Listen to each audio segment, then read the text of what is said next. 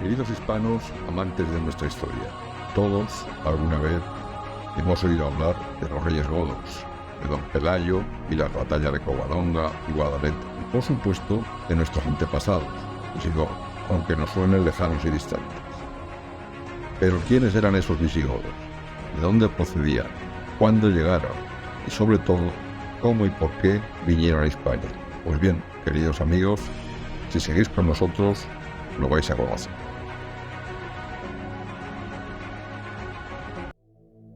Los visigodos son un conjunto de tribus germanas y algunos otros individuos que mayoritariamente hacia el siglo I de nuestra era emigran desde el norte de Europa, en concreto desde la región de Gotland, situada en el sur de la actual Suecia, hacia la región del Danubio. Las sagas nórdicas ya mencionaban una histórica migración goda. Decían así: y al llegar la crisis, se tuvo que realizar la criba. A 1 de cada 3 se le invita a marcharse, permitiéndole quedarse con las posesiones y llevarlas consigo, excepto la tierra. Se dirigen al río Vina, camino de Rusia.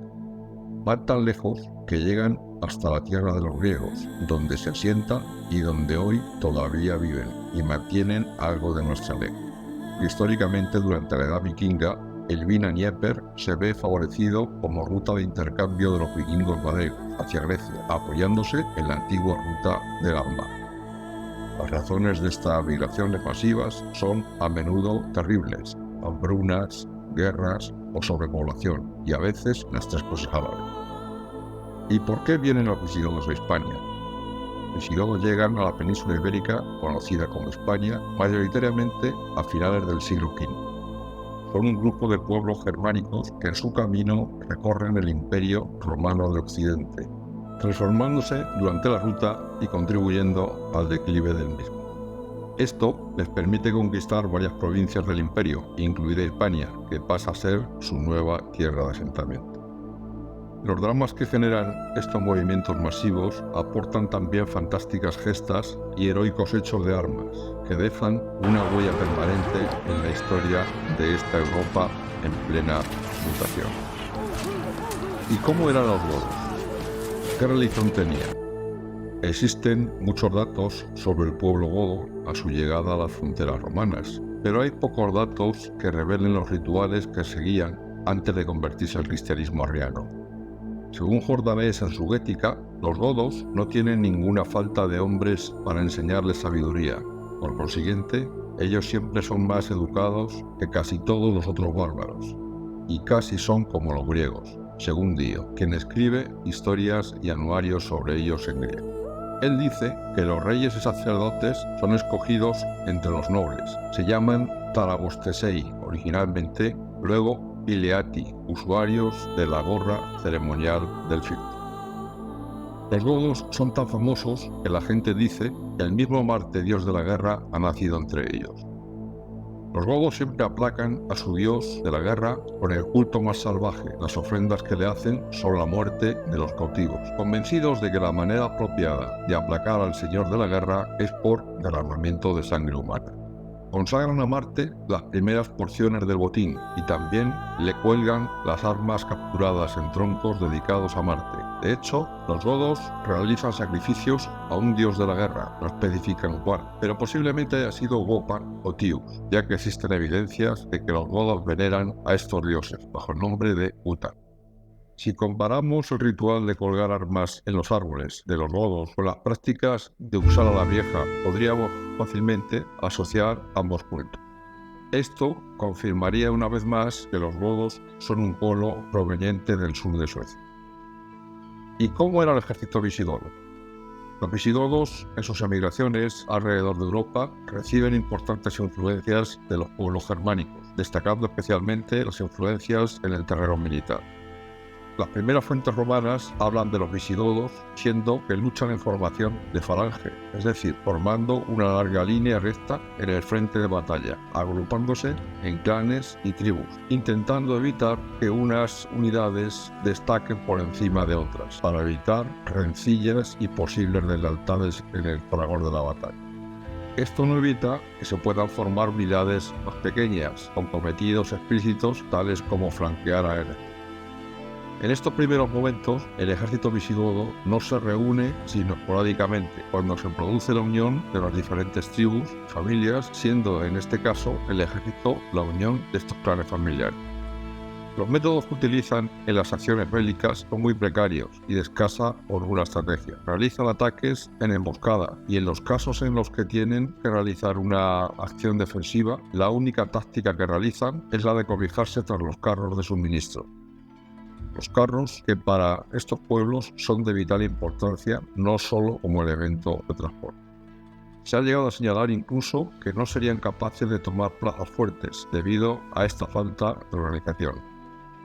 En cuanto al armamento que utilizan, durante este periodo, los visigodos utilizan, al igual que muchos pueblos germanos, un armamento simple pero también efectivo. Lanza de acometida, espada larga, tipo celta de hierro, escudo plano con forma ovalada o rectangular de madera con un bo metálico en el centro, al igual que los francos, hachas arrojadizas conocidas como franciscas y como protección, yelmo y cota de malla de hierro. Aunque estas protecciones no estarían muy extendidas, tanto por influencia cultural, a no ser muy apreciadas en la cultura germánica, como por su elevado precio, ya que el coste de una cota de malla en esta época del Bajo Imperio Romano podía llegar a ser prohibitivo incluso para las propias legiones romanas.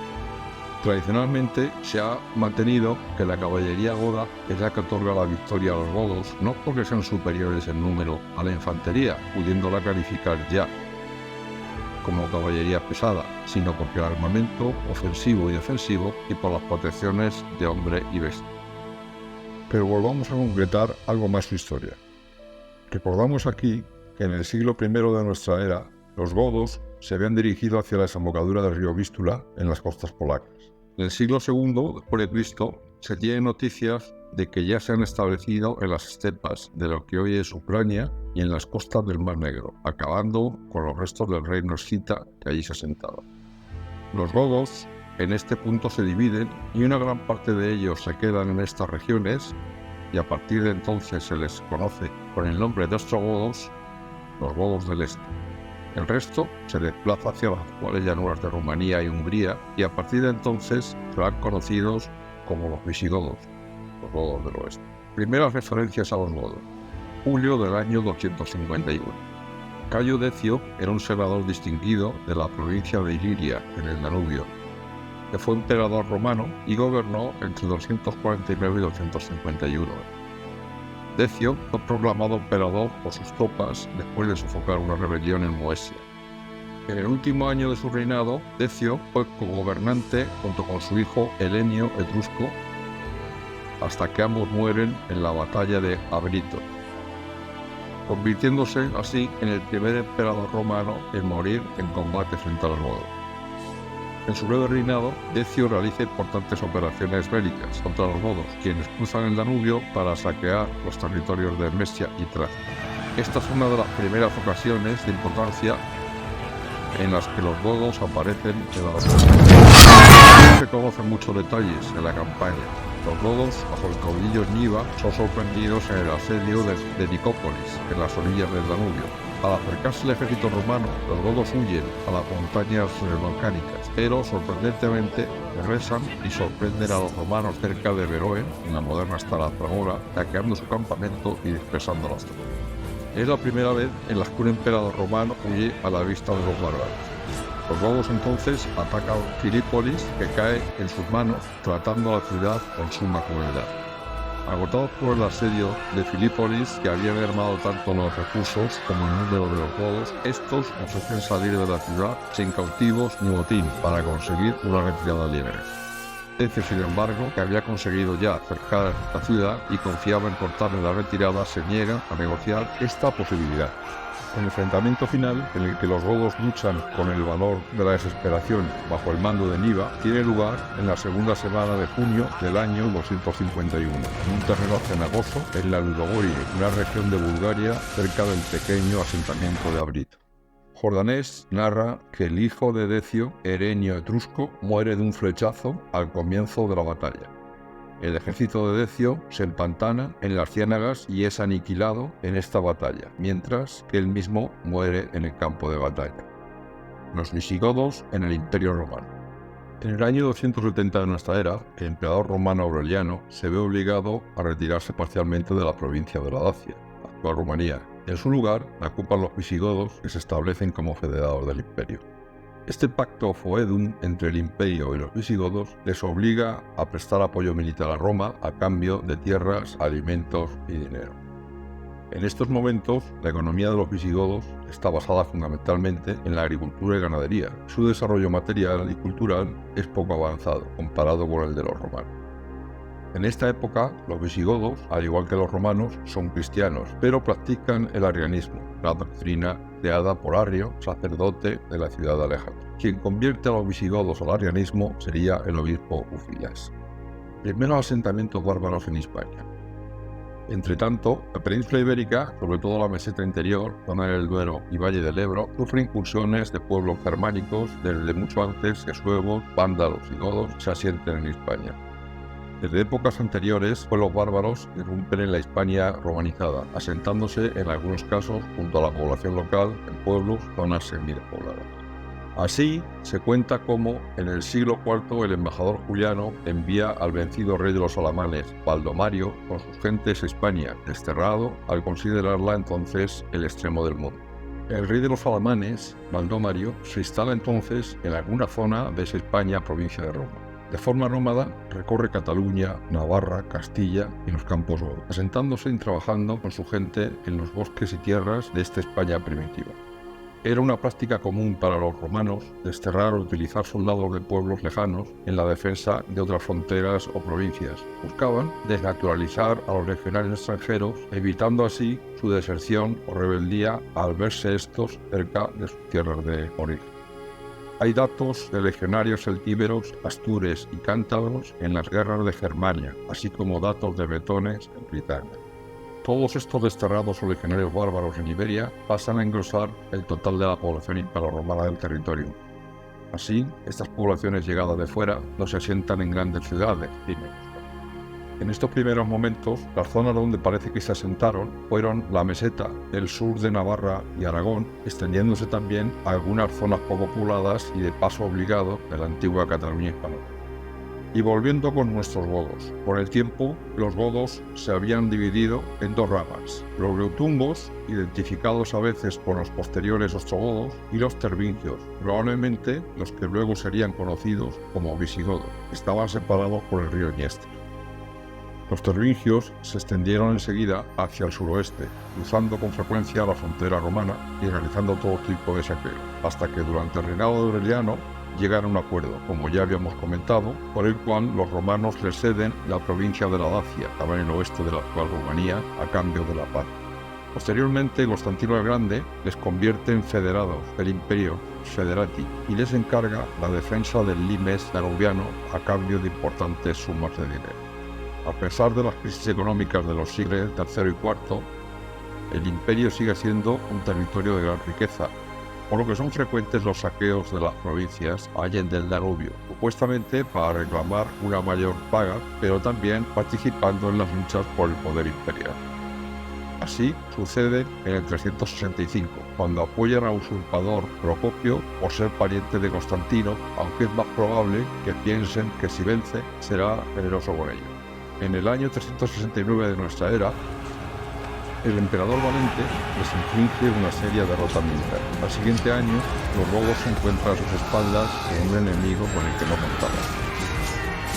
Este pueblo de jinetes asiáticos derrota estrepitosamente a los alanos del Volga y se extiende rápidamente por las estepas de la moderna Rusia, enfrentándose a los greutungos, ostrogodos, en el año 370, que son también vencidos y forzados a servir en su ejército junto con otros pueblos germánicos. La fortaleza de los hunos radica sobre todo en dos aspectos: su gran movilidad, basada en un elevado número de caballos por jinete, y en el arco compuesto. Estos dos aspectos marcan la gran ventaja sobre sus enemigos. Las noticias relatadas por los refugiados greutungos, ostrogodos, ponen a sus hermanos del oeste en pie de guerra, pero cuando los hunos atraviesan en el año 376 el río Dniester para enfrentarse con ellos, los godos occidentales son derrotados igualmente. Los hunos, en estos momentos, forman varios grupos que obedecen a distintos jefes. Estas guerras deben interpretarse como un incremento del número y escala de las razzias, más que como una invasión organizada. Al contrario, hermanos orientales, los visigodos tienen ocasión de huir y la aprovechan, solicitando a los romanos cruzar el Danubio e instalarse, esta vez, en la provincia de Moesia, en las actuales Bulgaria y Serbia. En el año 376, un grupo muy numeroso de visigodos, con sus caudillos Fritigernio y Adavivo, intentan cruzar la frontera del Danubio porque su situación es realmente desesperada y se mueren de hambre. Ante esta situación, el emperador romano Valente les permite la entrada y asentamiento dentro del Imperio romano. A partir de entonces se producen interminables abusos por parte de las autoridades romanas, que les explotan miserablemente, aprovechándose de ellos y de su situación. Tras el paso del Danubio, la situación del ejército visigodo pasa a un estado de gran precariedad, debido a que son obligados a entregar las armas. Por eso, tras algunos enfrentamientos con tropas romanas, una de las primeras actuaciones es hacerse con las armas del enemigo. Poco a poco se van rehaciendo y vuelven a ser un ejército plenamente armado. La chispa estalla cuando son asesinados algunos importantes visigodos próximos a los caudillos Fritigernio y Adavivo. Los visigodos entonces comienzan a asolar la región y la rebelión llega a ser tan grave y preocupante que el mismo emperador romano Valente se dirige personalmente para acabar con ella. La instalación dentro del imperio de los visigodos tervingios es vista por amplios sectores del mundo romano como el ingreso de un ente autónomo, pagano y posiblemente violento. Sin embargo, el emperador Valente considera que los godos rápidamente asumirán las costumbres del imperio y que al estar acorralados entre las legiones y los hunos no se atreverán a sublevarse. Para hacer más fácil la asimilación, el emperador ordena que los godos se conviertan al cristianismo y entreguen sus armas para poder entrar al imperio. Los bárbaros así lo hacen, aunque su desarme nunca es completo y su conversión es al arrianismo, una forma de cristianismo considerada herética por la Iglesia.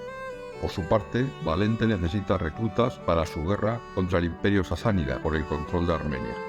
El problema comienza porque los Balcanes, región relativamente pobre, sufren una corrupción endémica entre los funcionarios imperiales.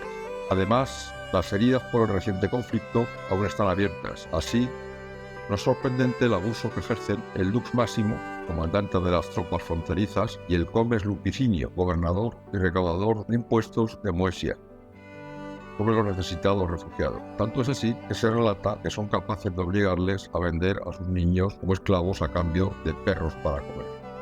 Las autoridades romanas se ven superadas. Los asentamientos de los pueblos bárbaros rara vez suelen superar los 10.000 individuos. Sin embargo, en esta ocasión son muchos más de los que pueden controlar. Y hay otra diferencia fundamental.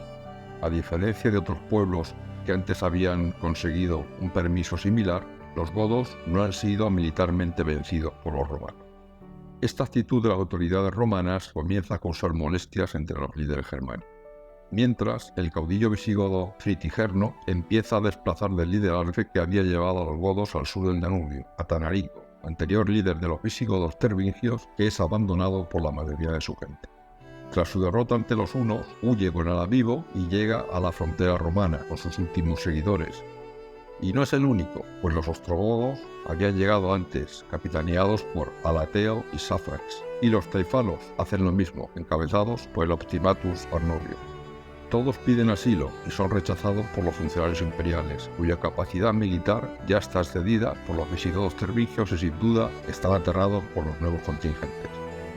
Los temores se tornan ciertos cuando los ostrogodos empiezan a traspasar sin permiso la frontera con el serio peligro de que se unan a los visigodos tervingios. Mientras, el caudillo en desgracia Tanarico vuelve a refugiarse en los montes Cárpatos, que ya le habían servido de refugio a los godos tras su derrota frente a los hunos. En el año 381, Atanarico es definitivamente depuesto por una conspiración auspiciada por Fritiger. A continuación, hartos de pasar hambre, los visigodos tervingios abandonan la zona donde estaban acampados, a orillas del Danubio, y se desplazan a Marcianópolis, en la actual Devingia, Bulgaria. Los godos están a punto de rebelarse y los romanos no tienen fuerzas en la región para detenerlos. Ese miedo lleva al romano Lupicinio a planificar el asesinato o secuestro de los líderes godos Adavivo y Fritigerno. Les invita a cenar a la ciudad para supuestamente halagarles y negociar con ellos, pero a condición de dejar a sus guardaespaldas fuera del cuartel donde se lleva a cabo el evento. El plan era matar a los guerreros godos en el exterior y ocuparse de sus cabecillas en el interior. Sin embargo, no todo sale según los planes. Los visigodos tervingios en el exterior matan a numerosos romanos y, como sucede muchas veces durante esa guerra, roban sus armas y armaduras, aunque Alavigo muere, Fritigerno sobrevive, aunque se desconoce si escapa o negocia con Lupicino.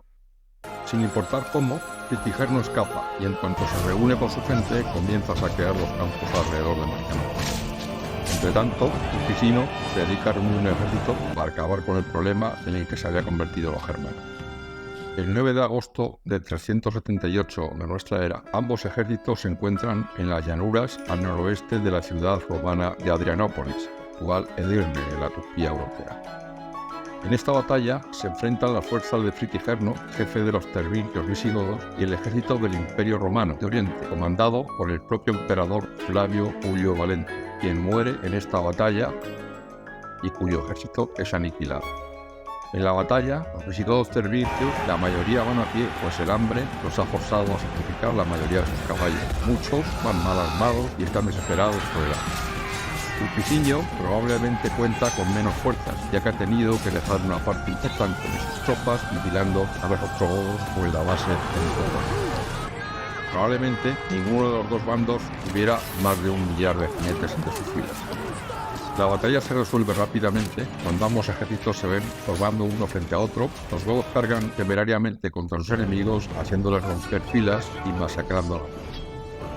Lupicino consigue escapar a la ciudad y los combatientes germánicos se apropian de las armas de sus enemigos serios. Los campos de Tracia quedan a merced de las partidas de saqueadores visigodos tervingios, en tanto que las guarniciones de las ciudades tienen que atrincherarse en sus muros. La derrota en Adrianópolis supone un duro golpe para el ejército romano, el que les costará mucho tiempo recuperarse. Posteriormente, los visigodos se dirigen contra la propia ciudad, pero no pueden tomar. A continuación, se retiran y con la misma intención marchan contra Constantinopla, aunque no están preparados para la guerra de asedio, por lo que son fácilmente rechazados. A partir de entonces, se quedan en los Balcanes dedicándose al saqueo en busca de botín. ¿Y qué ocurre después de la batalla de Adrianópolis? La batalla de Adrianópolis marca un punto de inflexión para la organización militar visigoda y en general para todo el pueblo visigodo, ya que las provincias de Dacia y Moesia, las actuales Rumanía, Moldavia y Serbia, quedan en sus manos. Hasta este momento, la caballería había sido meramente auxiliar, pero la importancia de este cuerpo para aplastar a las legiones romanas hará que se tenga mucho más en cuenta, basándose en la caballería ostrogoda y alana, obteniendo de estos el uso de los estribos a los caballos, lo que los hace mucho mejores jinetes y el peso de la caballería no hace sino aumentar en el ejército visigodo. Aún así, la infantería sigue constituyendo el grueso de la tropa, e incluso en muchas otras batallas la caballería llega a combatir de verdad. El emperador Teodosio el Grande y los visigodos. Entre los años 379 y 382, dos líneas básicas definen la política del emperador romano Teodosio el Grande: la elección del cristianismo como religión oficial del imperio y la alianza con algunos pueblos germanos mediante el establecimiento de pactos, los fuegos. Gracias a estos pactos se permite a los visigodos establecerse durante 100 años en las provincias de Mesia y en el norte de la Tracia. Se les permite tener sus propios caudillos y ejércitos a cambio de prestar colaboración militar cuando fuese requerida. Y ahora debemos hacer un poco de prólogo. En el año 370 había nacido en Peuce el que será el futuro primer gran rey de los visigodos, Alarico I, el cual será decisivo en la historia de este pueblo. Alarico I fue un caudillo militar visigodo de la tribu de los tervingios, considerado el primer rey histórico de los visigodos. Hijo del caudillo visigodo Festes, forma parte de la llamada dinastía Valtinca. Alarico comienza su carrera bajo el mando del general Todo Gaitas y más tarde se une al ejército romano. Se le menciona por primera vez como líder de una banda formada por godos con auxiliados. Invade Tracia en el año 391, donde son detenidos por el general romano Estílico. En el año 394 se produce un enfrentamiento entre el emperador y un usurpador al trono, Eugenio, junto a su mariscal de campo, Argomastro. Teodosio, con la ayuda decisiva de los visigodos y de su caudillo Alarico, los derrota en la batalla del río Frígido, en la actual frontera italo-romana. En la batalla, los visigodos se llevan la peor parte y aguantan los más duros embates, sufriendo numerosas bajas. A pesar del apoyo prestado por el visigodo Alarico al combatir junto a los romanos, nunca llega a gozar de la confianza del emperador romano Teodosio. Nunca recibirá ningún cargo militar importante. Muy decepcionado, Alarico abandona el ejército. Pero esto crea un profundo malestar entre los todos que provoca la sublevación de Alarico, que comienza a devastar las regiones de la Tracia y Macedonia. En el año 395 es elegido rey de los visigodos y marcha de Constantinopla hasta que es alejado por las fuerzas imperiales. Después se traslada hacia el sur a Grecia, donde saquea el Pireo, el puerto de Atenas, y destruye Corinto, Megara, Argos y Esmirna. La política de alianza de las tribus bárbaras, iniciada por el emperador Teodosio el Grande, empieza a molestar profundamente a los sectores romanistas del poder imperial, produciéndose movimientos antibárbaros que terminan acabando con él. Un personaje de mucha relevancia va a aparecer en el general Estílico. El 17 de enero del año 395 de nuestra era, muere en Milán el emperador romano Teodosio, y el imperio se termina de dividir entre sus dos jóvenes. Honorio, de 10 años, que recibe la parte occidental del imperio, y Arcadio, de 18, la oriental. Debido a la juventud de ambos emperadores, se nombra un protector, general de origen vándalo, Estílico. Este será otro de los momentos claves de venir del mundo occidental.